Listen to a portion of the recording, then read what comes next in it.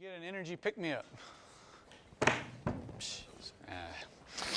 I cannot yet. I love Jamba Juice, and I go and I buy all their different types, and they have all these special boosters, and I know I'm going against the grain, but they always say, oh yeah, and what booster do you want in that, or do you want this, or do you want extra this, blah, blah, and I always say, no, I'm good. I don't need any of those. Replace it with more sugar. And they have never done it. I'm like, no, I'm serious. It must be against their philosophy. Because it all comes down to sugar from our food. It gives us energy. Even carbohydrates, they break it down into glucose.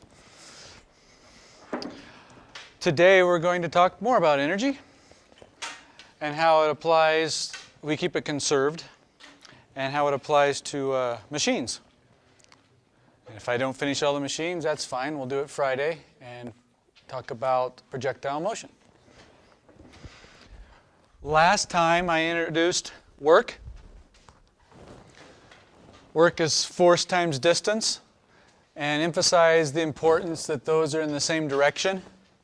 If you want to know how much work something did, it's the force pushing in the direction that it caused it to move. Because we all know something can push at angles.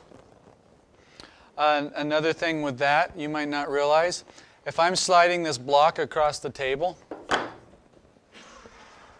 how much work did I just do? It's that force that I did times the distance that I moved this while I was applying that force. That part, I hope you're sitting there telling yourself, yeah, okay, duh. But do you realize that the table did just the same amount of work?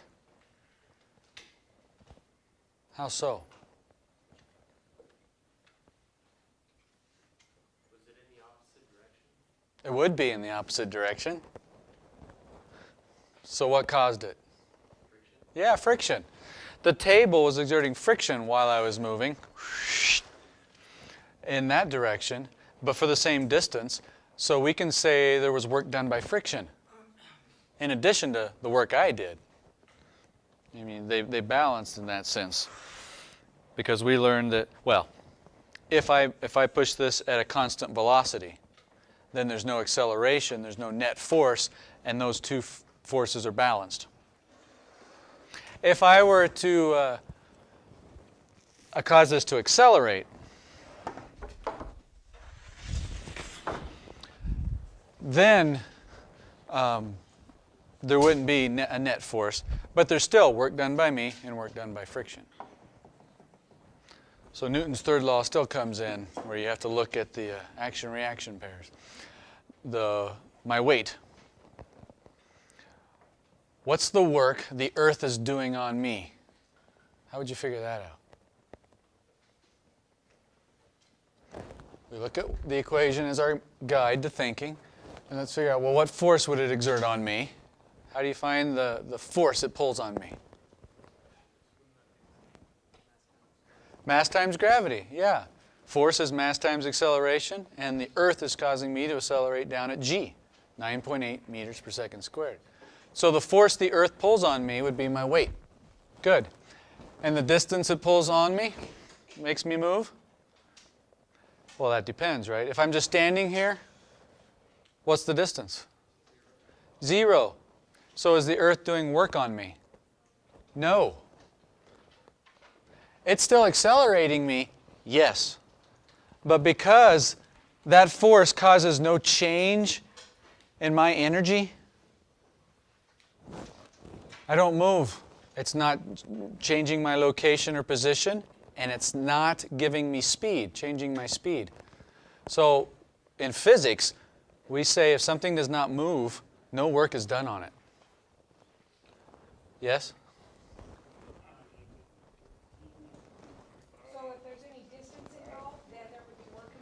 If there's any distance involved, there would be work. Technically, for those of you that go on, it'd be displacement, a difference from the beginning position to the ending position. Example, this block. I exert a force on it, I lift it up, I move it around my back, over my leg. Yeah, all right, doing well. And if we go from beginning to end in physics, we'd say I just did no work on it. Because ultimately, I changed nothing. So you didn't move a distance horizontally, so therefore there's no work. Yeah. But if it did have any horizontal distance, then you would have work. Correct. If I displaced it any horizontal, like from this starting point, yeah, now we can say I did work on it.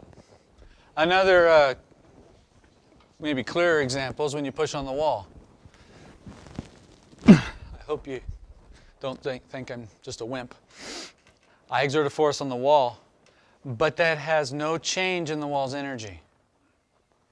So I did no work on it. Sure, I exerted energy, yes. You know, chemically I burned things, whatever, but we don't say that any work was done on the wall.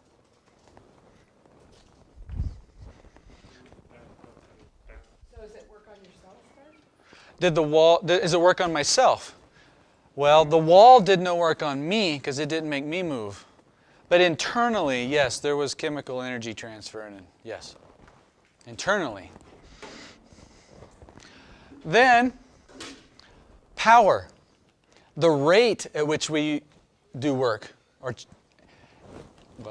the same thing. When you do work, you're changing something's energy. So generically, power is the change of energy over time, how fast you change something's energy, whether you're moving it or speeding it up, whatever. It's the rate. So you can do something, remember me running up the stairs? And it takes the same amount of energy, work, but you can have completely different powers depending on how fast or slow you accomplish it. The two types of energies I like to focus on that we started at the very end was gravitational, well, that's what this means, gravitational potential energy and kinetic energy. This more generically is one type of potential energy, and that's where you displace something. It's the energy associated with position or location. I wanted to tell you a couple other ways. Your book says energy that is stored and held in readiness. Potential to do work. It's work done against another force. All those are in your book. Examples. My rubber band. If I exert a force on this and cause it to move, then I do work. Well, I just changed this rubber band's energy. We now say the energy is stored in the rubber band. How? It now has potential energy. I've changed its location and position, right? It's now like it has energy stored and ready to do work. And you know what happens when you let go of it, right? So it's stored. If I let go, we walk it through. Here's work. Now it's potential energy. And when I let go, it turns into... Didn't even scare him. Go ahead, shoot it back. Yeah, it turns into kinetic energy. Do some work on it. Okay, hand it to somebody that was paying attention. He'll do it. Thanks. So yeah, you force over distance, work. How much work? Well, it's all now in potential. They were saying conservation of energy. When he releases it, what's the maximum kinetic energy it's going to get? Whatever potential it had stored. Go for it. Good job.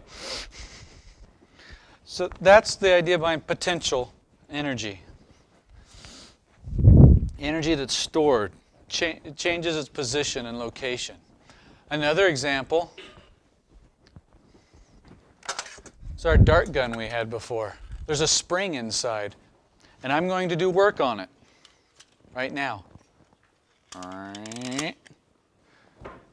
And so I had to exert a force to compress the spring and change its position. Energy is now stored in the spring. It's potential energy. If I shoot it,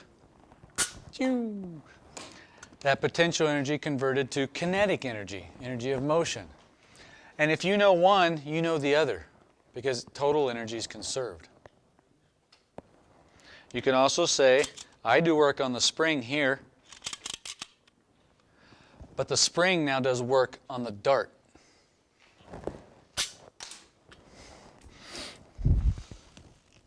Another type.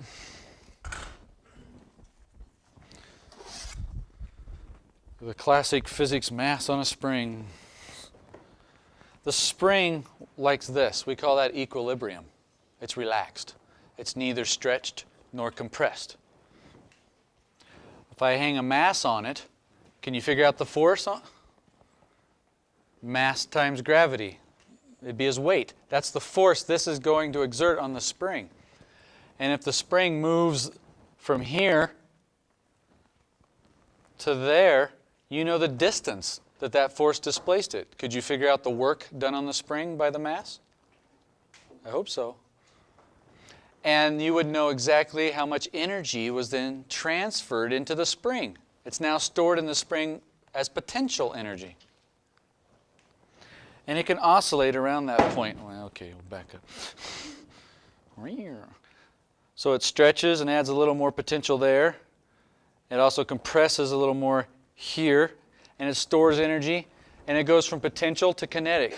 Stored motion, and it just sloshes back and forth, but the total is always the same. Bungee jumping. Exactly like bungee jumping. Right about in the middle, let's see, is that roughly the middle?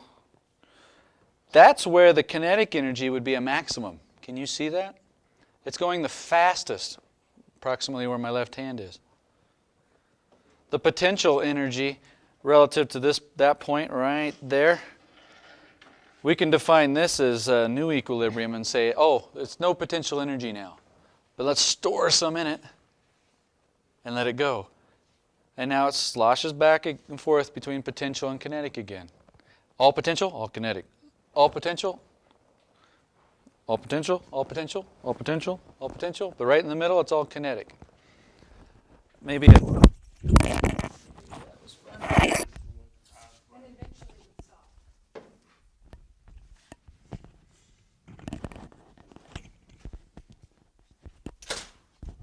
Yes.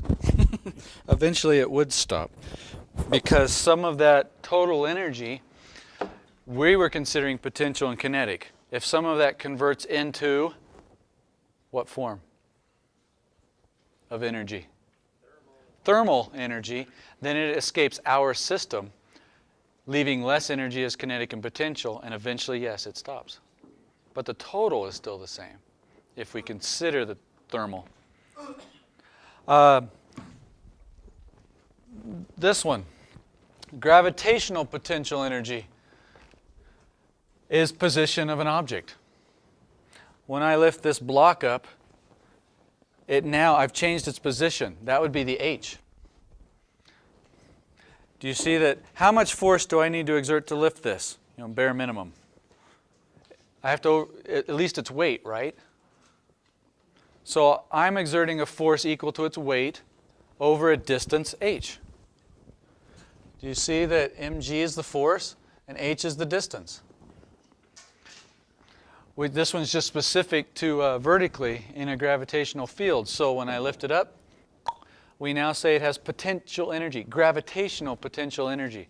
Because if I let go of it, it has the potential to do something and changes into kinetic. So that's what that means. Kinetic is defined by 1/2 mv squared.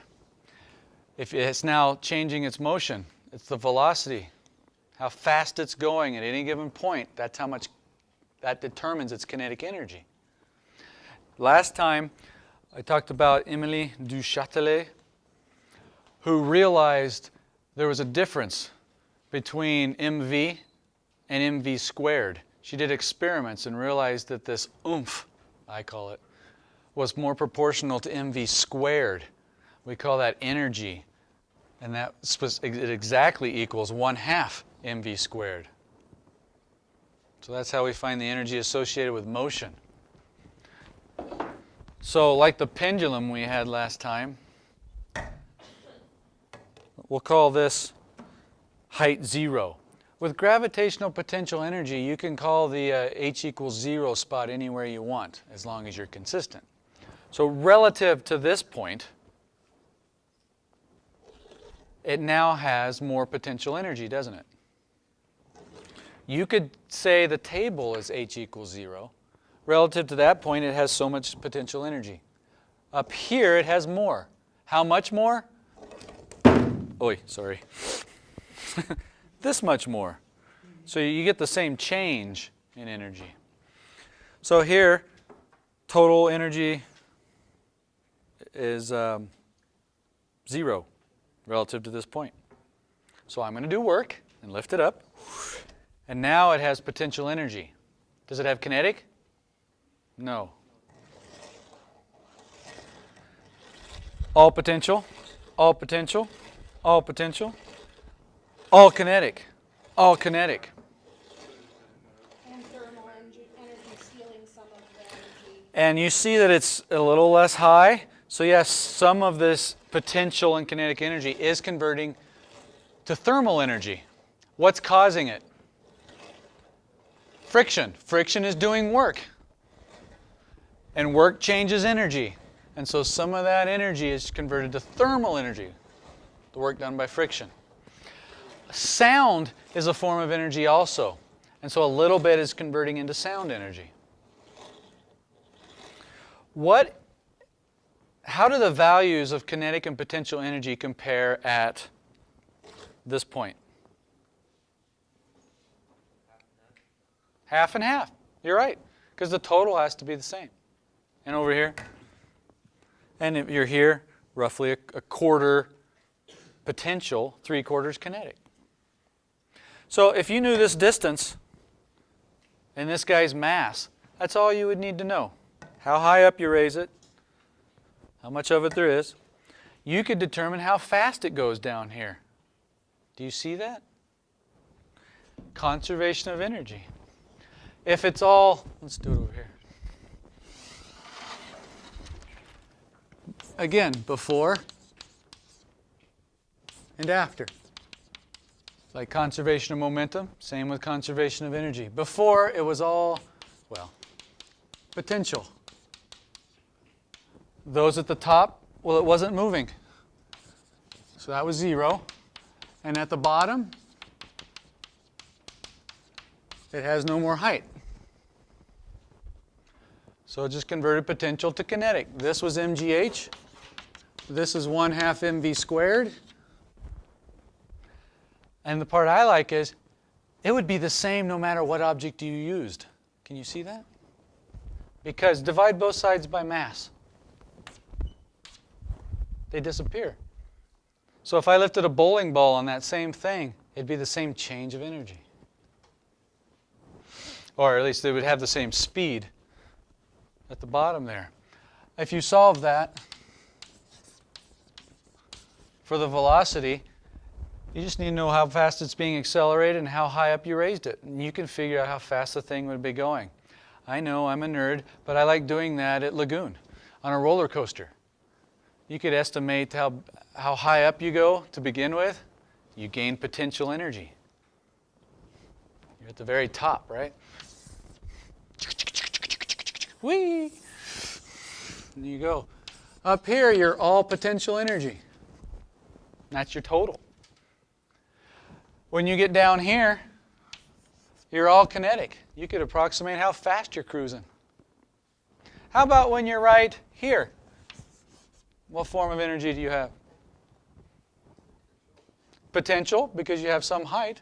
Is that it? You hope not. You hope you're still moving. And energy associated with motion is kinetic. So yeah, you'd have both here.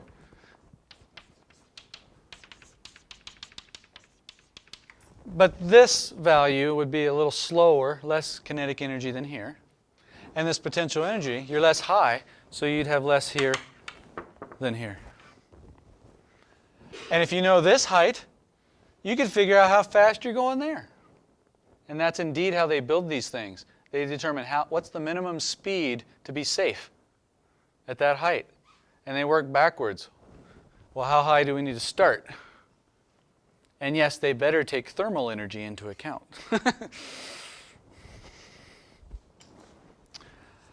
Let's do this guy. He's fun. Because if you haven't figured it out by now, I like standing on the table. All right.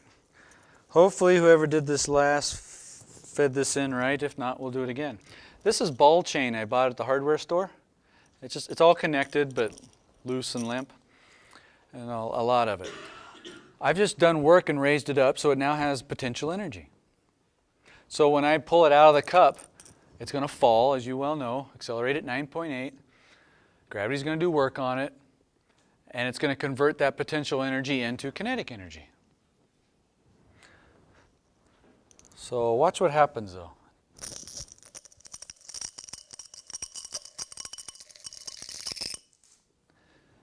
What'd you notice? The chain went up higher. You guys now have enough tools in your tool chest or tool belt to think about that. See if you can explain, why does it go up before it falls? Somehow it seems to be gaining energy. While you're thinking, I'll refeed it.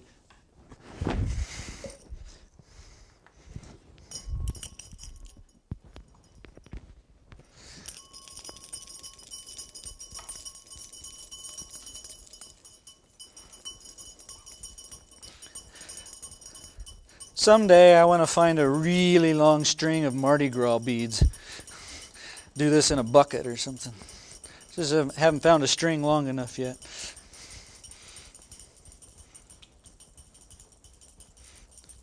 You guys got any thoughts yet? I didn't understand this at first either. Some of the things I thought through were, okay, it's rising up. So what do I know? Well, that means it's gaining potential energy. It must come from somewhere. I didn't do it. I only lifted it to here. Something lifted it up to there. Where does that energy come from? Well, I also thought, well, this is falling. So this potential energy should be converting to kinetic. So it should be going faster and faster. I did some video analysis of it and saw that at some point, the bottom doesn't keep accelerating. The acceleration slows down. Thus, at some point, it's like a terminal velocity. Yet it's still falling. It's still losing potential energy, but not gaining kinetic energy. Where does that energy go?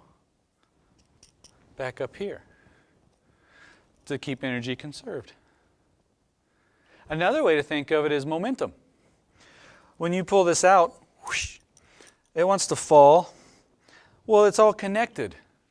The forces, there's a tension in this chain, and it's holding it back a little. That's what slows it down. You can think of it in terms of forces.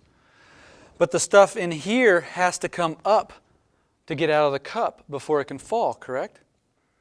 And what do we know about things in motion? They stay in motion. They have inertia. Inertia in motion is called momentum. They have momentum, and once they start moving up out of the cup, their momentum carries them up a little bit before they fall back down. It's like throwing a ball up. It has momentum. Even though the whole time it's being accelerated down, something's got to slow it down first and then go. Or like a bouncing ball. The table has to stop it first, change its direction, and then push it back up. So a few ways to think of it. You ready? Try it again.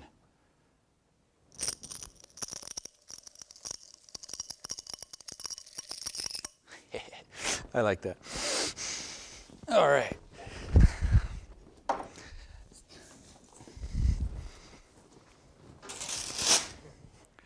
That'll be fun to untangle later. So, this has always been a little confusing to a lot of physics students. They call it the WorkEnergy Theorem. It sounds all big and technical, and there's a whole section on here. But really, if you break it all down, to me it just means work causes a change in energy. It can change something's location or position, or its speed, its motion. And energy is always conserved.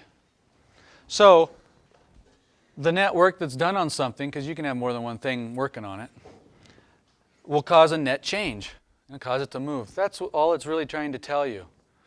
That energy has to be conserved, and if you do work on something, you're going to make one of these change. And they got to be the same amount, at least ideally, if you account for thermal energy. So that's what that whole section on the work-energy theorem means.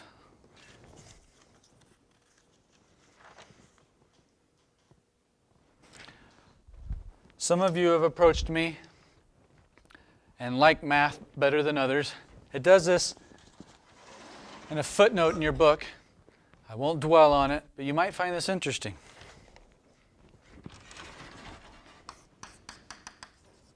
Newton's second law. I'm going to multiply both sides by distance.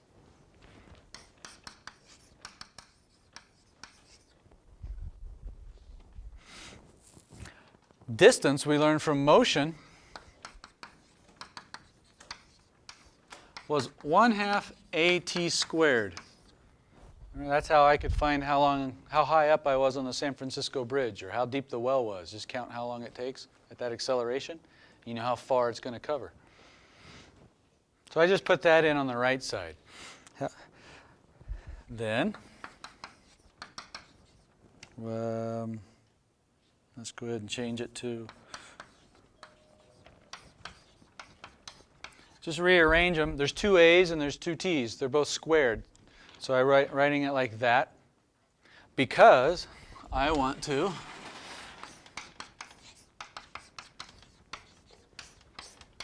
what's acceleration times time? Do you remember that? What? I think I heard it. V, yeah, velocity. Maybe you remember it more like this. Change in velocity over time. Well, that's essentially the work-energy theorem. This is work. We call that work. And what's the right side? Kinetic energy. So it causes that change.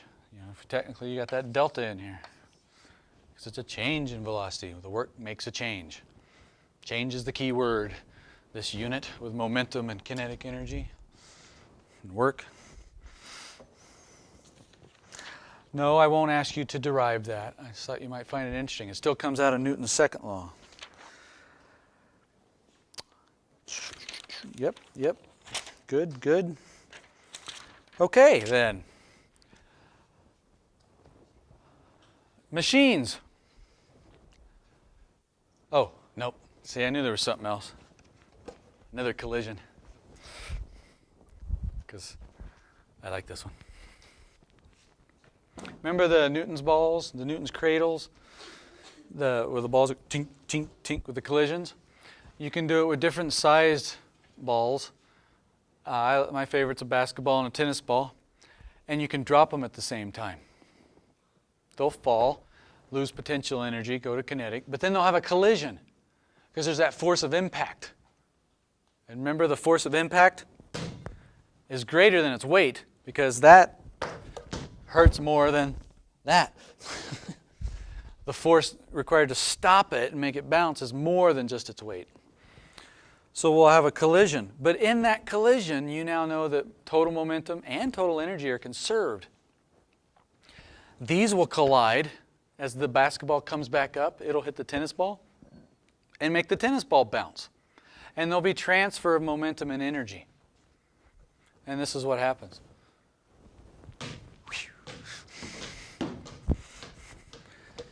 Instead of having the tennis ball, which normally bounces only that high,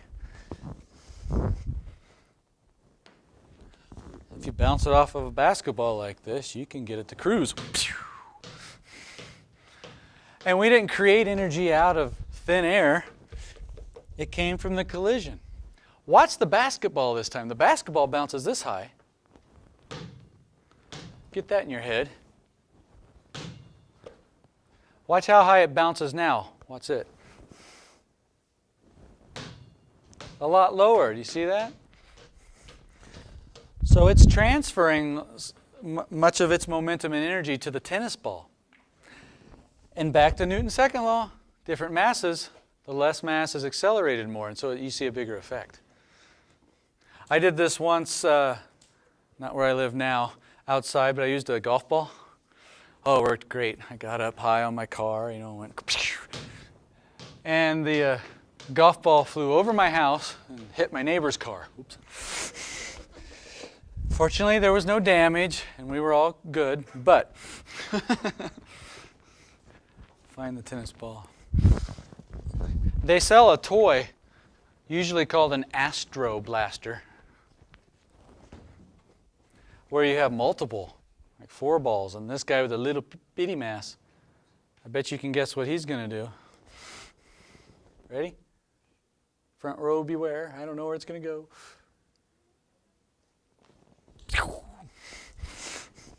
Flew that away.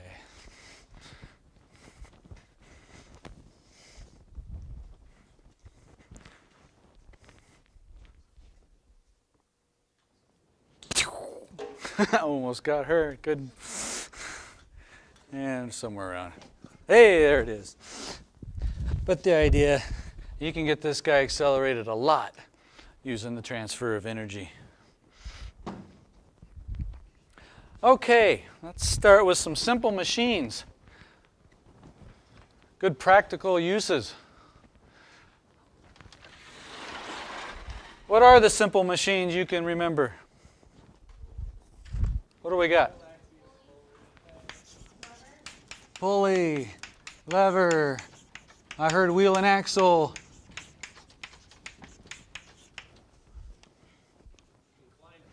Inclined plane.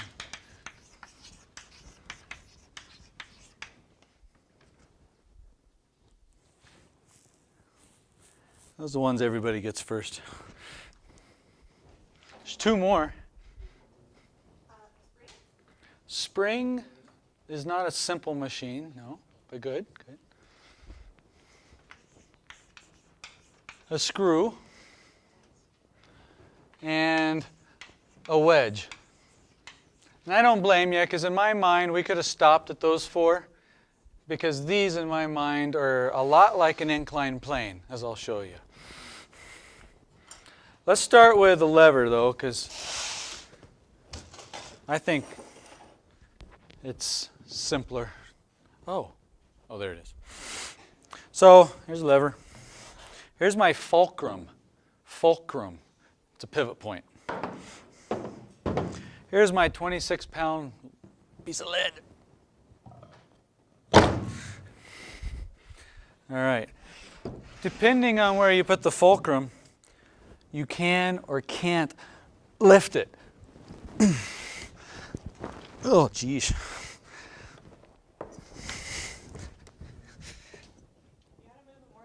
There we go. Yes, you know that. If you move this, it's a lot easier. What if I shove it over here? Well, use my pinky. Piece of cake. Am I defying the laws that we just discussed? Of course not. But I could do it now. So what do these magically do? Changes the distance. Good observation. It does change the distance that I'm moving something. Yeah, when I'm over here, how far do I move versus how far that moves, as opposed to over here. I'm moving, a good foot. How far is the weight moving? A couple inches? So we are affecting these 2 terms. Machines cannot magically multiply energy or work. That's conserved. Can't create it, can't destroy it. So in both cases, I was exerting the same amount of energy. This way, or a little easier, this way. Same amount of energy. Do you agree? Does that seem weird to anybody? But what term is different? Clearly, we got distance and force. So machines can multiply force. But we can't cheat the system. It's still going to require the same amount of work. So if you have work or energy generically, change of energy. So regardless of the ability to multiply force, the work will still be the same? Regardless of the amount of force, yes, the work will be the same. Because of the law of conservation of energy. Very good. So for that same change, we can exert a really big force over a little distance. Or, let's make it easy. But, you know, to abide the laws of physics, you're going to have to move it a lot farther. But at least now you can do it. Another example is your refrigerator. How many of you had to move a friend's fridge or piano? Last time I moved, we picked a good day. And my good friends got to move my piano through a foot of snow. They were real happy. Okay, that's too high. So again, if I lift this block up by exerting work on it, I just gave it potential energy. I can give it potential energy from here.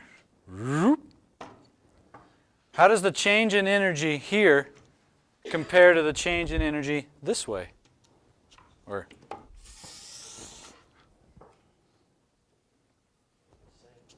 they are indeed the same, because I've raised it to the same height.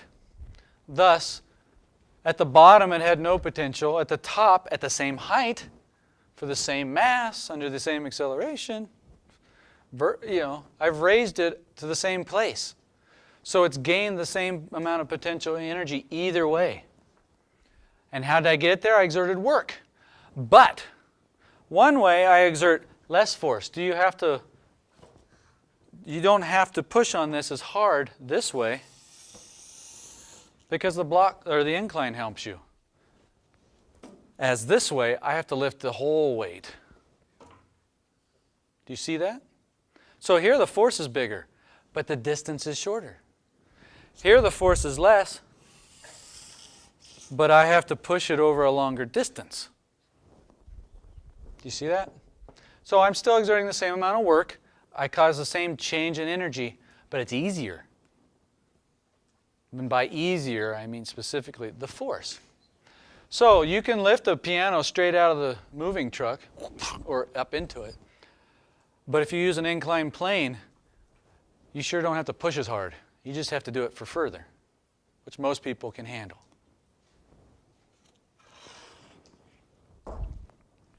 A wedge is essentially like an inclined plane. When you try to, say, stick it in your tree stump to split it, what are you doing? It's just kind of like an inclined plane turned on its side, isn't it? It's redirecting the force in a different direction. So instead of pulling it straight apart over a short distance, you would need a huge force. Can't do it. Well, slide a wedge in, and it's like pushing it along an incline. You'll have to shove this in further, but you can use less force to do it. It's like redirecting the force. A screw. There's a screw. It's like an inclined plane wrapped up on itself. So instead of a sort of longer distance here, this will cover a much longer distance. Do you see that? So that's why you can screw these into wood, but you could never push it in. If you take this as like the threads of the screw, and you unwind it, see, it's just an incline. It's just a really long incline, so you can use a lot less force. Again, machines can multiply force. They can't magically multiply energy. We saw this before with impulse.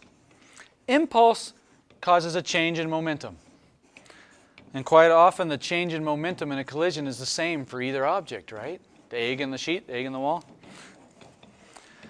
But you can affect the forces they feel by the time of the collision. Similar thing here. Work causes a change in energy. It's going to be the same change in energy, but you can affect the force needed to do that by the distance that you exert that force. Trying to make connections so it doesn't seem like something new and exotic. So a pulley does a similar way. And, since I want this out of the way anyway, and we already talked about the screw. This is a screw jack. It rotates like this. Volunteer? I will attempt to lift you. Any takers? Oh, bless you. Come on down. Put this in, and I'll make it a little more comfy for your bum. Maybe like that, I don't know. If you sit on it and balance yourself, however it's comfortable for you. Okay, now, anybody think I could lift him up 4 inches straight? I don't think so. I don't either, and I don't want to try. But, I'd have to move him 4 inches, which means I'd have to exert what force? A force equal to his weight.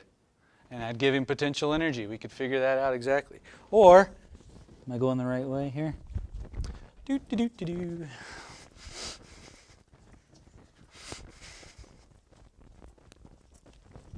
dizzy now. That's right, we get the point. Thanks. I could easily raise him 4 inches that way, to a height of 4 inches, but I'm going to have to exert my puny force a lot farther, aren't I? So I'm still going to do the same amount of work. I have to. If I'm going to give him the same change of energy, potential energy, I have to. But it's a lot easier now. That's how jacks work, especially this one. So this is a screw jack. What about hydraulic jacks? Yeah, this is a screw jack. Hydraulic jacks work on a similar principle, and we will study that when we get to fluids. But it's the same game. The pressure inside a hydraulic jack through the fluid is the same. It's evenly distributed throughout. That's one of the laws we're going to study. Pascal's principle, if you've heard of it. But basically what it does is you can adjust. If you have a small area over here that the pressure's pushing on, you can get a different force than over here where it's spread over a big area. You can lift a whole car if you have a big enough area for the same pressure. But again, it's a play between that force and area there. You still can't cheat energy. It's still going to take the same amount of work. This one, I would need 3 volunteers. 1, 2.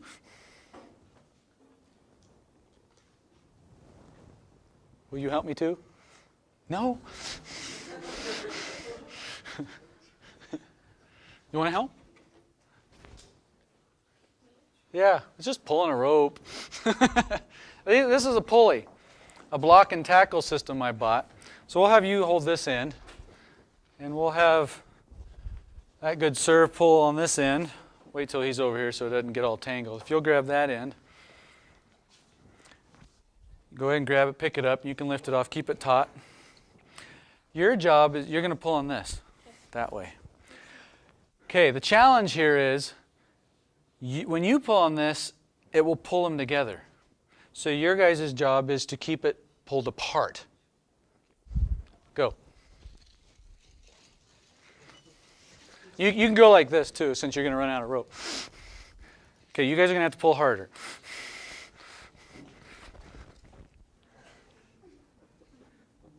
Oh. All right, you get the point. If you'll carefully set it on there. I've never been able to beat boys. See, I knew you'd like it.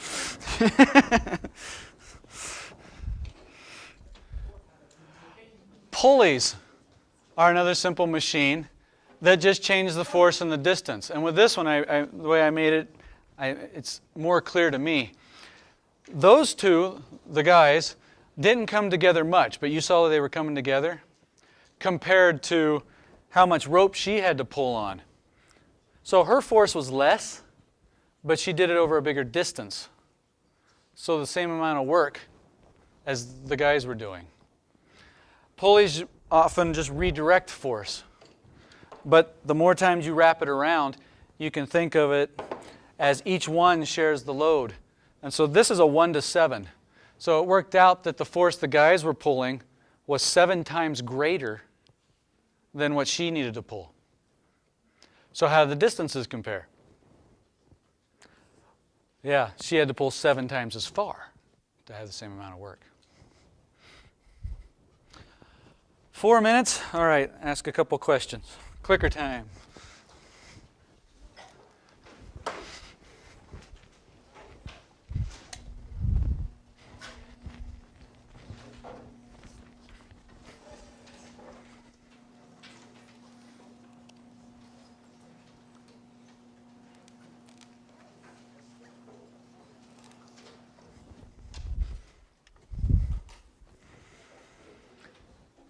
Okay, there's the session ID number in the lower right-hand corner for you. And I'll ask a few questions to reinforce some of this and see what you're getting, what you're not.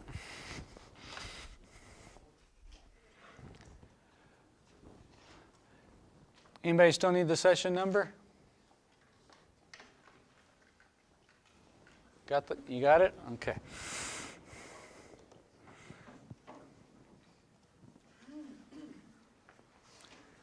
Yeah, that one. Polling is open now. Basically, how much work's done on this thing if you lift it yay high in 4 seconds?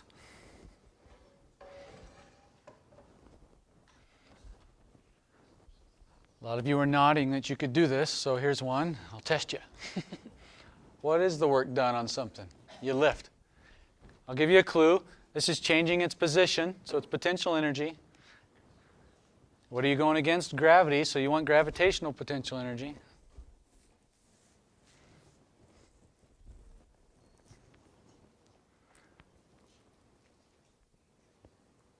Closest answer, or if you haven't realized, you can use 10 meters per second squared for G.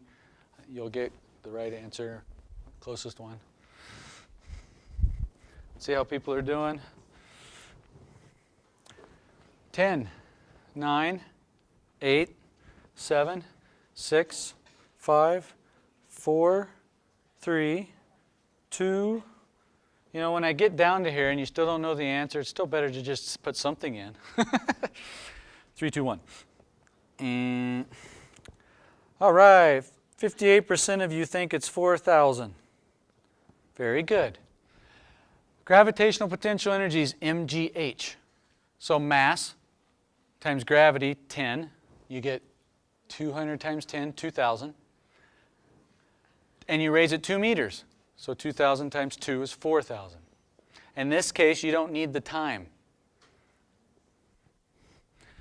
So what if you do need the time? Everything is the same. So what's the power? Polling is open. What's the power?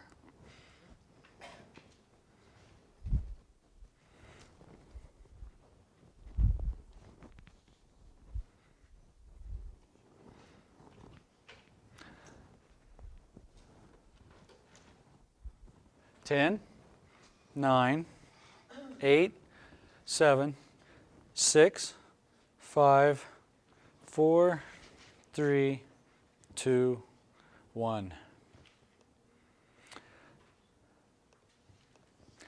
That was the most common answer by far, 1,000 watts. Very good. If it was 4,000 joules of energy that it gained, power is the rate that you did that. So 1,000 or 4,000 divided by 4 seconds is how long it took. Is 1,000 watts.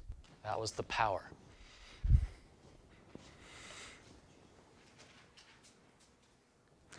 I like this question, and I wanted to ask you. Charging elephant has kinetic energy, so it must also have what? Go.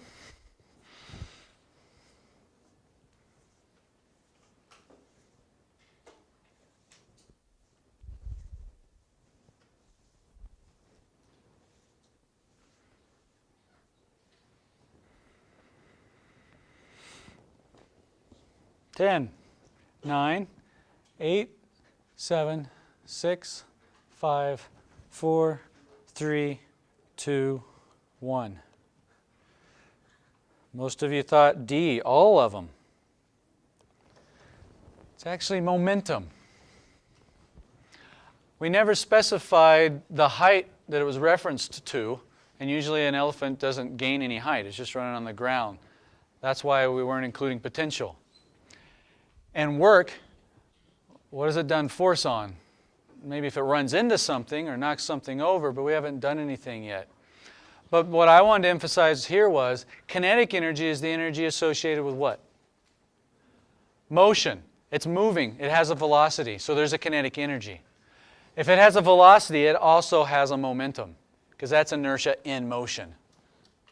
They both include that V. Any last-minute questions? All right, see you Friday. Thanks.